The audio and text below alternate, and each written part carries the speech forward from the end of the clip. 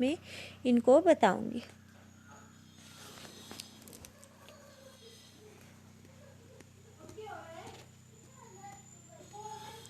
तो ये हमारी एक्सरसाइज है। देखो first, find 5 equivalent fractions of each of the following. तो हर किसी का हमने जो है एक इक्विवेलेंट फ्रैक्शन, 5 इक्विवेलेंट फ्रैक्शन निकालने हैं। तो मैं एक करके बताती हूँ आपको और बाकी आप खुद करोगे। तो 2/3 हमारा लोएस्ट फ्रैक्शन है। तो हम इसको कैसे लिख सकते हैं, 2/3 is equal to 2/3 multiply 2/2 is equal to 2/3 multiply 3/3 is equal to 2/3 multiply 4/4 is equal to 2/3, आया नहीं पूरा,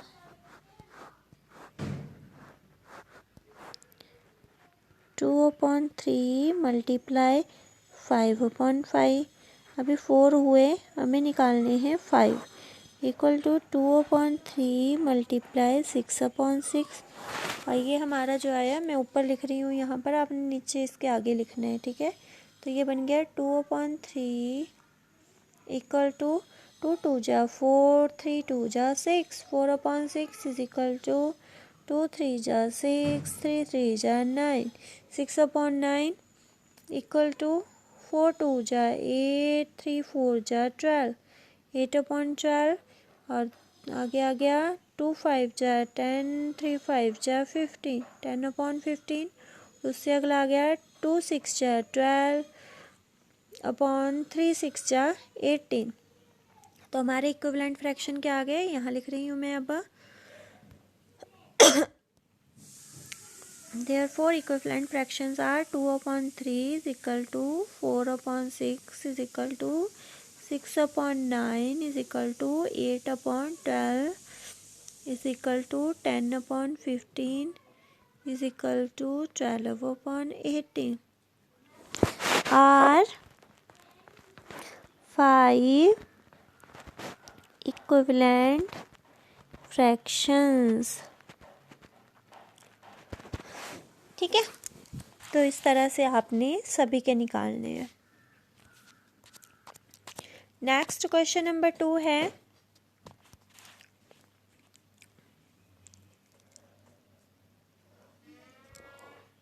यहाँ पर हमने बॉक्स जो खाली है उसको उसमें करेक्ट नंबर फिल करना है कि क्या नंबर फिल आएगा। तो इसमें हम इक्विवेलेंट फ्रैक्शन का कंसेप्ट लगाएंगे, क्योंकि बीच में इक्वल लगा हुआ है। तो मैं एक पार्ट आपको करके बता देती हूँ। ये पार्ट है 2/7 is equal to 8 empty box. ठीक है, अब देखो ये 2 है, ये 2 का 8 है, तो 2 का कितना मल्टीपल है, ये 2 4 जा 8 है ना। तो ये कितना मल्टीप्लाई है, इसको 2 को 8 में चेंज करने के लिए हमने 4 से मल्टीप्लाई किया। तो यहाँ पर भी हम 7 को इस नंबर में चेंज करने के लिए 4 में मल्टीप्लाई करेंगे। तो कितना आ जाएगा, 7 4 जा 28। तो ये जो एम्प्टी बॉक्स है यहाँ पर हमारा आ जाएगा 28। ठीक है, नेक्स्ट हमारा जो है बी पार्ट, वो भी इसी तरह से आपने चेक करना है कि कितना मल्टीपल है, उतना ही मल्टीपल आपने डिनोमिनेटर में कर देना है। न्यूमिनेटर में दिया है तो डिनोमिनेटर में वैसे करना है, डिनोमिनेटर में दिया है तो डिनोमिनेटर में चेक करना है, और न्यूमिनेटर में भी वैसे ही करना है। ठीक है, नेक्स्ट क्वेश्चन नंबर है आपका क्वेश्चन नंबर 3। क्वेश्चन नंबर 3 है, write the missing term in the following equivalent fractions.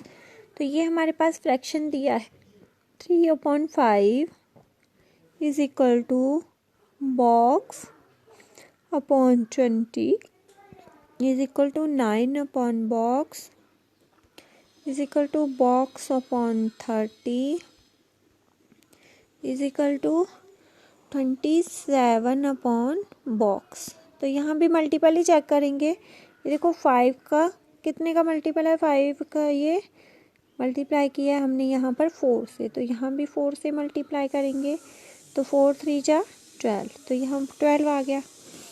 अब नेक्स्ट देखो,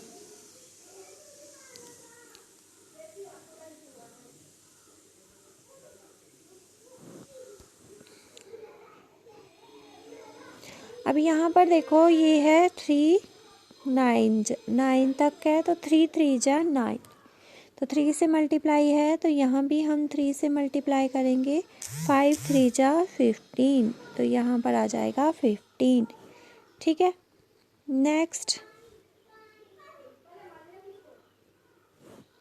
नेक्स्ट हमारा, अब इसको चेक करेंगे हम फोर्थ वाले को।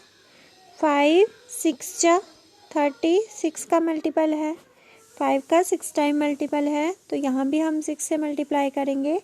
3 6 जा 18, तो यहाँ 18 आ जाएगा। ठीक है, ये 27 है। अब नेक्स्ट चेक करेंगे हम, पहले हम इसको इरेज कर लेते हैं।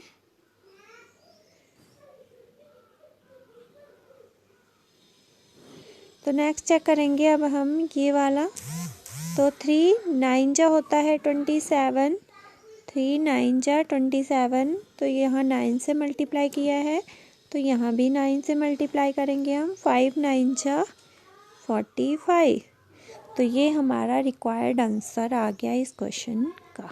ठीक है, तो इस तरह से आपने चेक करना है और फिर करना है। ये मैंने आपको बताने के लिए एरो लगा के बताया था, आपने एरो नहीं लगाना है, डायरेक्टली पता लगाना है और लिखना है। ठीक है, अगर रफ वर्क आपने करना है तो साइड में करना है लाइन लगा के। ठीक है, में लाइन लगा के वहाँ पर आपने रफ वर्क करना है। नेक्स्ट क्वेश्चन नंबर 4 है, check if the following fractions are equivalent और नॉट। चेक करना है कि फ्रैक्शंस इक्विवेलेंट है या नहीं है। तो ये मैंने आपको एग्जांपल्स में भी समझा दिया था, फिर भी मैं एक पार्ट आपको करवा देती हूँ। ए पार्ट आपके पास दिया है 2/3 और दूसरा दिया है 3/4। तो आपने क्रॉस प्रोडक्ट निकालना है यहाँ पर, 2/3 क्रॉस प्रोडक्ट 3/4। ठीक है, तो यहाँ पर 2 × 8, तो ये आ गया 2 × 4 = 8 और 3 × 3 = 9 और 8 इज नॉट इक्वल टू 9, क्योंकि ये क्रॉस प्रोडक्ट इक्वल नहीं है। देयरफॉर these are not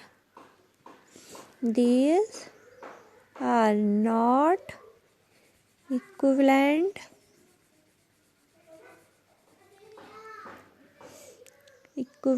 एक ही टी होगा, 2 टी नहीं होंगे, इक्विवेलेंट फ्रैक्शंस। तो इस तरह से आपने इसको लिखना है नोटबुक में।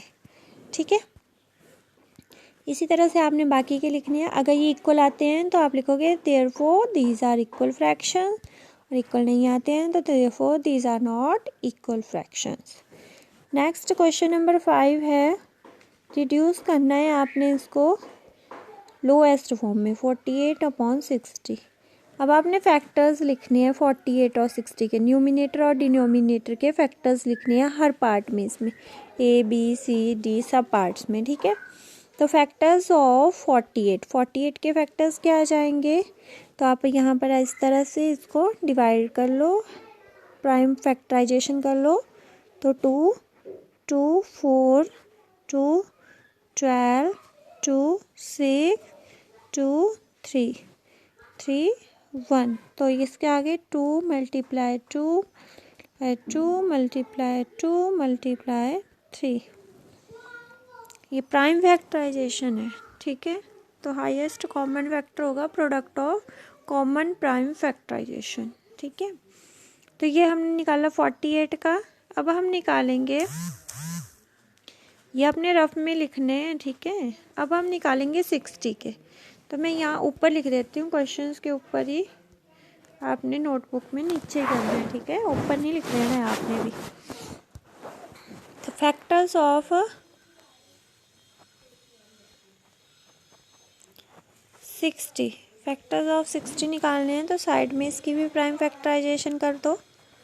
60 2 30, फिर 2 15, 3 से 5, 5 से 1।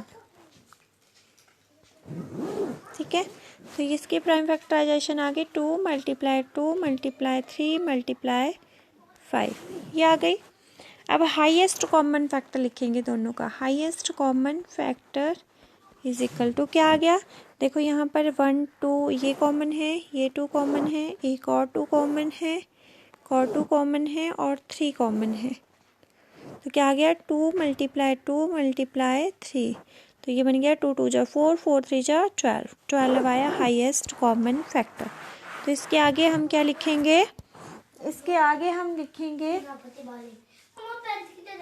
आगे हम लिखेंगे डिवाइड करेंगे, ठीक है। तो हमारा फ्रैक्शन है देयरफॉर 48/60, इसको हम डिवाइड कर देंगे 12/12 से।